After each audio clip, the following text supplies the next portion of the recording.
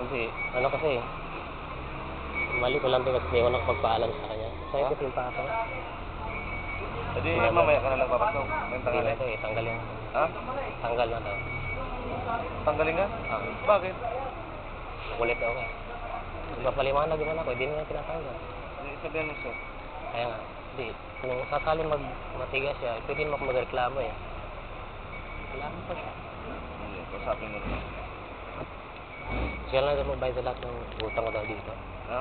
Siya daw magbayad kasi yung utang ko nasa 3,000. Kasama na sa loob. Hindi niya kasi tanggapin yung paliwanag ko. Pinupunto ko lang kasi sabi sa akin, Lunes na daw papasok. Hindi, sabi ko lang, baka pwede naman umayang gabi na lang papasok. Ano? Kasi sabi niya, huwag na muna ako papasok ngayon, sa Lunes na lang daw po. Sabi niya. Hindi, yun nga po, sabi niya sa Lunes, pinag-text ako, sabi ko, baka pwede naman mamayang gabi na lang po ako papasok. Eh ngayon, pinapunta niya ako dito. Yung pupunta ako kasi doon, kausapin lang daw ako. Yung ginawa ko, pumunta na lang ako, di ko nagdala ng damit. Kumain na lang. Tapos pagdating dito, sabi niya, wala na akong damit ngayon, papasok na daw.